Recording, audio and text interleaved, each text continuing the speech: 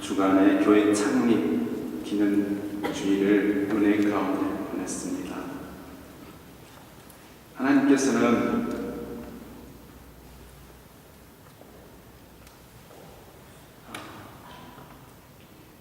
이스라엘 백성에게도 이렇게 저희가 교회 창립 기념 주일을 기념하듯이 항상 새로운 분기 때마다 하나님께서 말씀으로, 기도로, 예배로 새롭게 무장시키셨습니다. 신의 산에서 십계명을 주셨고, 모압 평지를 향해서 갈 때도 하나님께서 재정비하셨습니다. 장로들을 세웠고, 제사는 어떻게 드려야 되고, 행진은 어떻게 해야 되고, 어느 지파가 앞서가고 뒤서가고, 모든 것 하나하나 하나님께서 세심하게 영적 질서를 따라 움직이게 하셨습니다. 그 행진에 가나안 땅으로 가는 여정의 가장 중심은 성막이었습니다. 예배 장소죠. 오늘날 말하면 교회가 중심이었습니다. 이러한 예배 중심, 교회 중심의 문화는 여러분들께서 유럽에 지금 살고 계시니까 잘 알고 계실 것입니다. 스위스의 세인트 갈렌이라는 수도원을 제가 가본 적이 있습니다. 거기에는 그 지역에는 유럽에서 가장 오래된 건축 설계도가 있고 아주 오래된 성경책들, 사본들이 있습니다.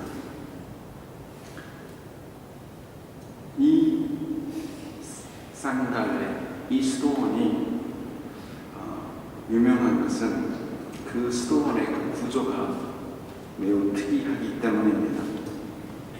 교회만 있는 것이 아니라 일터도 있고 병원도 있고 약국도 있고 식당도 있고 여관도 있고 맥주를 만드는 공장도 있고 경제, 종교, 이 모든 것들이 다 지각적으로 다 있습니다. 베네딕트 수도사들은 가난한 자, 병자들이 오면 이곳에서 쉬게 해주고 먹을 걸 주고 그들이 영적 회복을 얻을 수 있게 하고 그들을 돌봐주었던 그런 곳이 아주 중요한 위치로 자리 잡고 있었습니다. 가난한 사람들이, 병자들이 수도원을 찾아올 때는 가장 높은 사람, 지위가 있는 사람이 가서 맞이했습니다. 왜냐하면 예수님께서 오신다고 생각을 했기 때문에 어떻게 예수님이 오는데 가장 밑에 있는 사람이 나가서 영접하겠습니까? 그래서 높은 직책에 있는 사람이 가서 맞이합니다. 발을 씻기고 그들을 극진하게 대접합니다. 그렇기 때문에 그 모이는 장소가, 그들을 대접하는 장소가 중요한 곳입니다. 그런데 여러분들 역사를 보시면 아시겠지만 클로니라는 돈 뭡니까? 수도원 개혁입니다. 뭐예요? 수도원들이 다 부패를 했습니다. 타락을 했습니다. 왜 그럴까요? 수도원이 부자가 되고 물질이 모여들고 헌금이 모여들고 정치와 연결되면서 수도원이 타락을 했습니다. 오늘날 여러분들 호텔이 어떤 곳입니까? 여행자들이 물론 쉬어가는 곳입니다. 그런데 타락의 본산지가 되어버렸습니다. 타락하는 장소가 되어버렸습니다. 쉽게 빨리 타락하게 돼요. 언제요? 말씀을 떠나면, 그 본질을 떠나면 아무리 수도원이라도 별 수 없습니다. 타락하게 돼요. 오늘날 사람들이 그럽니다. 무슨 교회에서만 예배 드리면 되냐? 다 예배 장소지. 물론 맞습니다. 우리 가정도, 우리 직장도, 우리 공동체도 다 예배 장소고 성전입니다. 왜냐하면 주님을 모시고 있는 것은 언제나 거룩한 땅이기 때문입니다.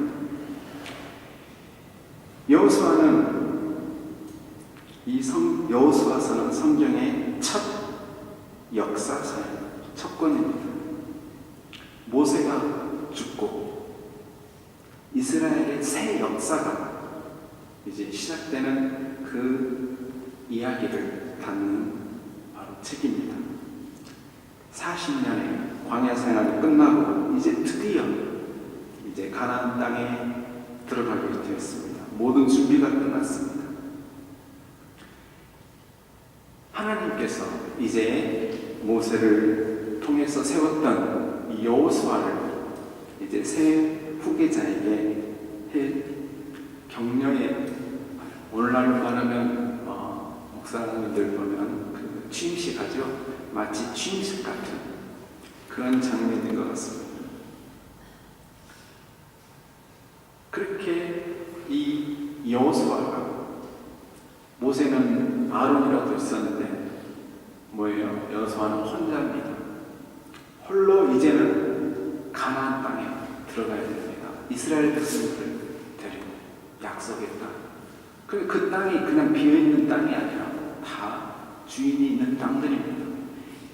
쉬운 일이 아닙니다. 하나님께서는 바로 이 막중한 책무를 맡은 이 여호수아에게 격려의 말씀을 합니다. 그러나 그 말씀이 마치 다시 새로운 말씀이 아니라 모세오경, 신명기까지 있던 그 말씀을 다시 언급하는 것입니다. 바로 모세의 이름을 항상 하나님께서 같이 언급하십니다. 저는 여호수아를 격려하는 하나님께서 매번 모세의 이름을 언급하십니다. 내 종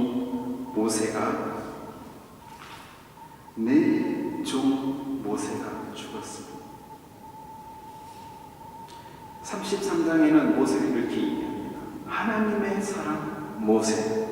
34장에는 여호와의 종이라고 모세를 칭합니다. 여호수아에서는 내 종 모세. 저는 여기에서 이 하나님의 심정을 한번 생각해 봤습니다. 모세, 너 잘못해서 이제 끝이야, 이런 심정이었을까? 아닙니다. 얼마나 모세를 하나님께서 사랑하고 얼마나 모세를 좋아하셨다는 그 심정이 저는 느껴졌습니다. 바로 이 모세와 함께 했던 그 하나님이 지금 여호수아에게 얘기합니다. 내가 모세에게 말한 바와 같이 모세와 함께 했던 것처럼 내가 너와 함께 하겠다. 내가 너를 떠나지 버리지 아니하겠다. 그러니 너는 강하고 담대하라. 우리 지난 사경회 때 그 말씀 가운데 육신이 약하여서 기도하지 못한다는 말이지, 그 연약한 강하지 못한다는 말이에요. 믿음이 강하지 못하기 때문에 어떻게 되는 거예요? 두려워하게, 용기가 사라지고 자신이 굽사하는 것입니다. 오늘 하나님께서는 내가 모세에게 했던 그 말처럼 그대로 너에게 하겠다. 오직 강하고 극히 담대하고 좌우나 우러나 지치지 말아라. 내가 명령하는 것이 아니냐 그러면서 다시 얘기합니다. 강하고 담대하라. 왜 이렇게 반복할까요? 여호수아가 눈이 귀가 안 들렸어요. 내가 너와 함께한다. 한 번이 아니라 여러 번 하나님께서 지금 강조하고 있습니다. 바로 이 담대함이라고 하는 것은, 용기라고 하는 것은 바로 하나님께서 함께 하실 때 하나님의 임재를 느끼는 사람만이 할 수 있는 행위이기 때문입니다. 어렸을 때 제가 친구들하고 싸운 적이 있습니다. 그 친구는 친구가 아니고 저보다 학년이 높았던 것 같아요. 저는 학년을 속였습니다. 그리고 싸움이 일어났습니다. 그런데 그 친구가 형이 데리고 왔습니다. 형을 데려오니까 힘이 나서 저에게 달려들었어요. 그 전에는 저한테 달려들지 못하다가 형이 있으니까, 든든한 형이 서 있으니까 저에게 달려오는 그 생각이 떠올랐습니다. 신앙이 이렇습니다. 사람은 의지하는 게 되어 있습니다. 이스라엘 백성은 하나님께서 잠시, 모세가 잠시 자리를 둔 사이 금송아지를 든든한 백으로 삼았습니다. 이 송아지가, 금송아지가 우리를 인도할 신이다, 이렇게 생각합니다. 사람은 하나님 아니면 대체에 의지할 대상을 놓습니다. 든든한 은행 통장이든지 백이든지 재산이든지 명예든지 무엇인가를 의지하려고 합니다. 그것이 함께 했을 때 안위함을 얻고 용기가 난다고 생각합니다. 그러나 하나님께서는 이렇게 말씀하십니다. 내 종 모세가 그랬던 것처럼 내가 너와 함께하라. 다시 말하면 나를 의지하라는 것입니다. 하나님께 함께할 때 사람이 좌우로 치우치지 않습니다. 아무리 유혹이 오더라도 하나님의 뜻을 쫓아 행하게 됩니다. 죄를 짓는데 담대하는 것이 아니라 하나님을 찬양하고 하나님의 이름을 드러내는데, 사람을 용서하고 선한 일을 하는데 용기가 나고 담대해집니다. 언제요? 하나님께서 나와 함께 하신다는 사실을 느낄 때 그렇습니다. 어거스틴은 하나님을 찾고 하나님의 은혜를 구하는 자는 반드시 하나님을 찬양합니다. 그리고 그 하나님을 어떻게 하면 기쁘시게 할까 하는 그러한 생각과 일을 하게 된다고 말했습니다. 히브리서 11장에 하나님께 나아가는 자는, 하나님을 찾는 자는 반드시 그가 계신 것과 자기를 찾는 자들에게 상 주시는 이심을 믿어야 한다고 말씀합니다. 하나님을 찾는다고 하는 것, 하나님을 찾는다고 하는 것은 정말 귀한 일. 어떻게 하나님을 찾습니까?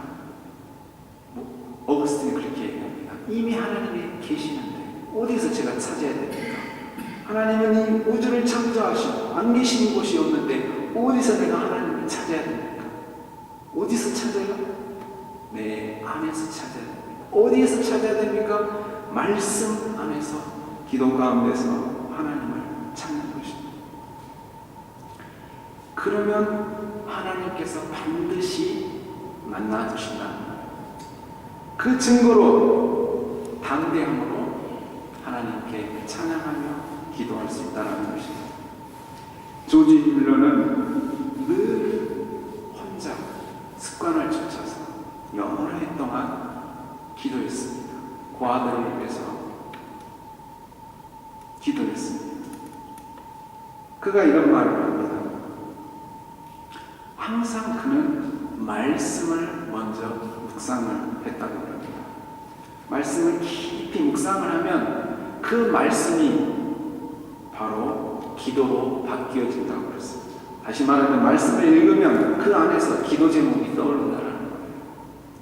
그 말씀을 읽으면 하나님, 저는요, 제 문제는요, 그렇게 시작하다가 그 말씀을 읽으면 어느 분이 생각나고 어떤 일이 생각나고, 그래서 기도의 영역이 넓혀지는 것을 경험했다고 합니다. 말씀은 다시 모든 것을 다른 사람들을 위한 기도로 바꾸었다, 이렇게 고백합니다.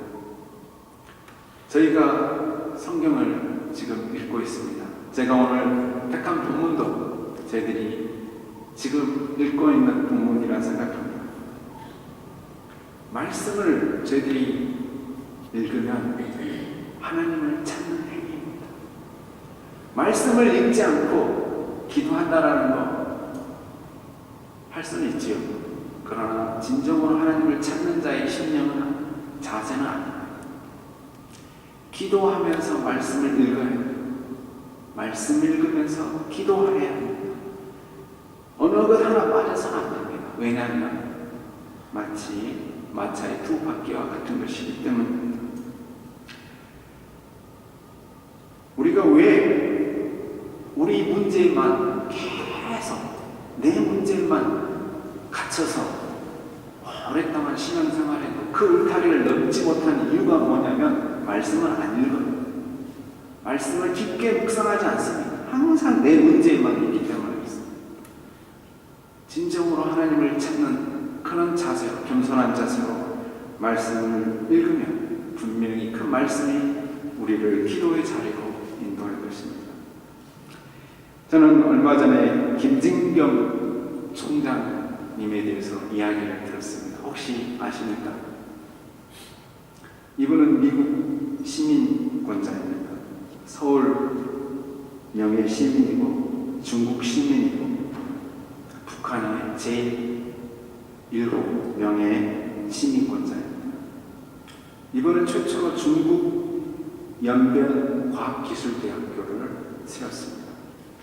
그리고 평양에다 평양과학의대를 세운 그런 분입니다.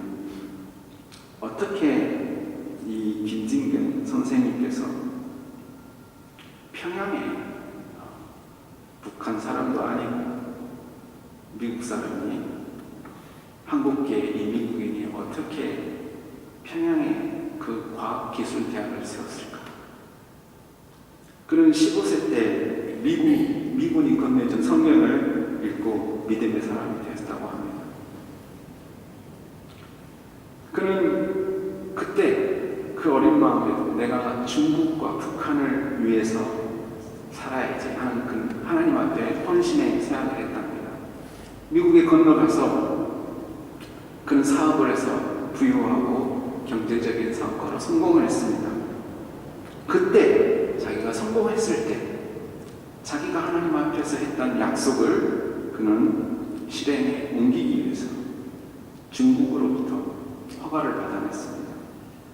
최초로 사립대를, 그러니까 연변에 세운 것이죠. 그러면서 북한을 돕는 그런 역할도 같이 했습니다. 그래서 북한으로 여러 번 오갔는데 북한에서는 체제를 전복시키는 간첩이다 이렇게 해서 잡아서 이제 온갖 고문을 하고 그리고 사형 선고를 내렸습니다. 마지막 이제 유서를 써라. 그래서 그가 유서를 썼습니다. 어떻게 유서를 썼냐면 내 시신은 다 기증을 하고 필요한 사람들에게 다 나눠주고, 그리고 절대로 내가 죽었다고 해서 미국은 북한에 보복하지 마라. 그러면 내가 한 일이 다 헛일이다. 이런 그 유서를 썼습니다. 그러니 그 유서를 읽어본 그 주위 사람들이 감동을 받았습니다. 얼마나 감동을 받았는지 김정일에게도 소식이 전해졌어요. 김정일은 이 사람을 살려라, 그리고 다시 보내라 해서 그가 연변 과기대로 다시 돌아갔습니다. 그 과기대는 유명한 대학이 되었습니다. 백이 안에 드는 대학이 되었습니다. 시간이 지났습니다. 북한에서 직통명화가 왔습니다. 아주 높은 사람.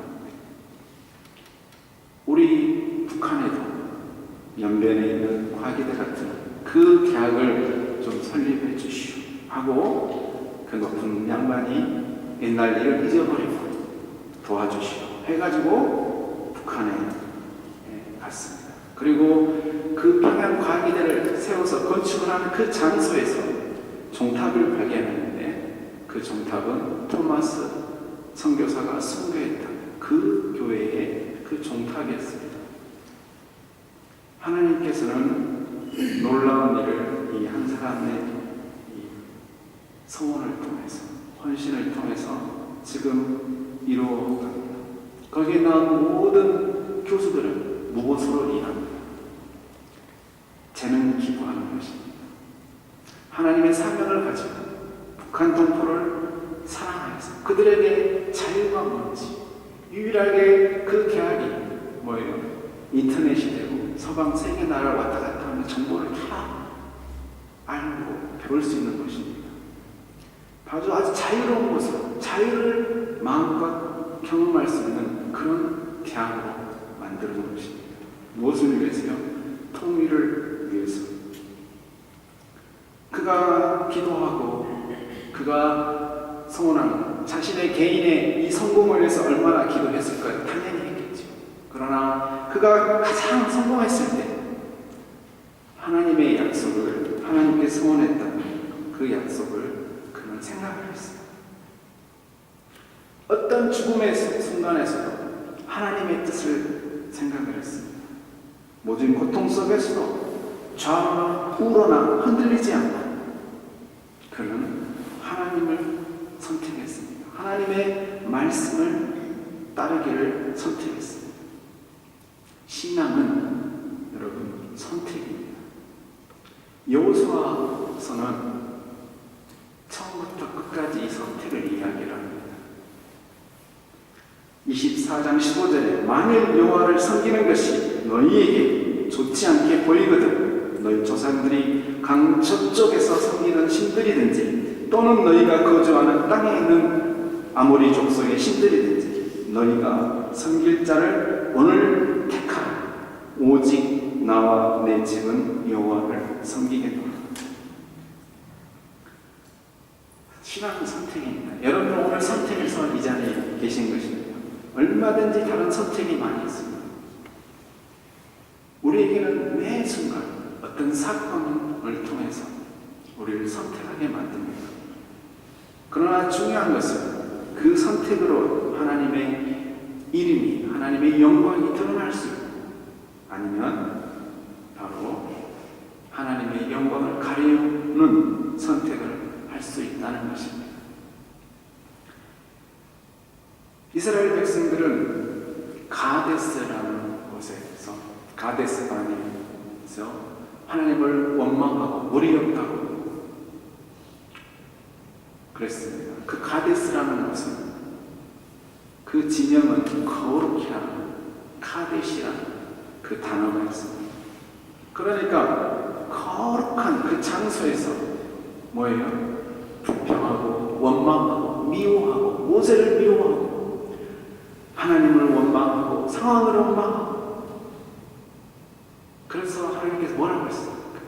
내 거룩을 더럽혔다.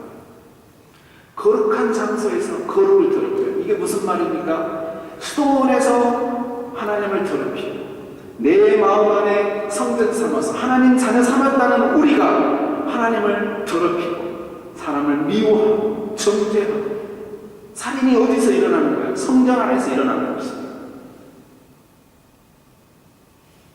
교회가 교회되지는 못하는 이유가 뭡니까? 본질에서 벗어날 수 있습니다. 말씀에서 벗어났을 때 카데시가 저주의 장소가 됩니다. 선택을 항상 뭐예요? 선을 택하는 것입니다.